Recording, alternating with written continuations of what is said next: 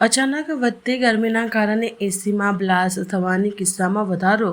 એસીના કોમ્પ્રેશનમાં ઘટતો થતો પતરું ઉડીને રસ્તા પર ચડી જતી કાર પર પડતા ચાલક ઇજાગ્રસ્ત. કોમ્પ્રેશરનું પતરું કારનો કાચ તોડી અંદર ઘૂસ્યું. અન્ય સ્પેર પાર્ટ રસ્તા પર પડ્યા.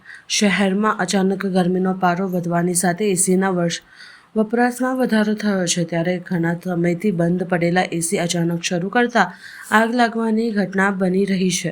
તેવામાં એસીનું કોમ્પ્રેસર ફાટતા પતરું કારનો કાચ તોડી અંદર ઘૂસી જતા ચાલક ઇજાગ્રસ્ત થયો હતો. બનાવ અંગેની સૂત્રો દ્વારા માહિતી મળતા શહેરના સુભાનપુરા વિસ્તારમાં આવેલ રેસકોર્સ સોસાયટી સાંજના સમયે અચાનક એસીનું કોમ્પ્રેસરનો ધડાકા સાથે ફાટ્યું. કોમ્પ્રેસરનો ફાટતા આસપાસના રહીશો પણ ઘરની બહાર દોડી આવ્યા હતા.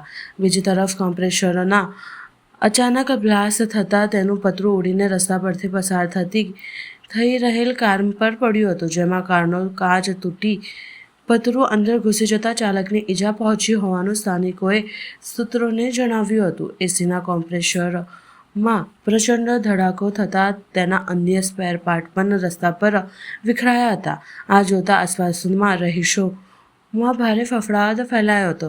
ધડાકો થતાની સાથે જ મોટી સંખ્યામાં રહીશો એકત્ર થયા હતા. મારા પપ્પા સુરેશજી ટોકે ના નામથી એસી લીધું હતું 10 મહિના પહેલાં રિલાયન્સ ડિજિટલમાંથી, અને બ્લુ સ્ટાર કંપનીનું એસી હતું. 15 દિવસની અંદર લીધેમાં ગેસ પૂરો થઈ ગયો હતો. આજે 10 મહિના પહેલાંની વાત કરું છું. એ ગેસ પૂરાઈને જતા હતા. અમે રિપ્લેસ કરવાની વાત કરી તો પણ ના પાડી. એનો મહિનો ગેસ પૂરાઈ જાય, એના 15-20 દિવસ ચાલે, પાછો એક ગેસ જતો રહે.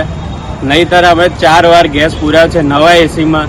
રિપ્લેસમેન્ટની ના પાડી, પણ આજે બહુ મોટો બનાવ થઈ ગયો છે. અમારું એસી પાછળ જોઈ શકો છો, આજે વિડીયોમાં તમને બતાવીશ. એટલો મોટો બ્લાસ્ટ થયો છે કે જીવલેણ બ્લાસ્ટ થતો હોય. અને પ્લસ આજે રાહદારી જે ગાડી જતી હતી એનો કાચ તૂટીને એ માણસને શોલ્ડર પર ઇન્જરી થઈ છે. એટલે મારી બસ એ જ દરખાસ્ત છે કે મને ન્યાય મળે. અને પ્લસ અમે જે એસી એ કરતા હતા રિપ્લેસમેન્ટની વાત કરી, પણ રિપ્લેસમેન્ટ નહીં થાય, બધું જ થતું હતું.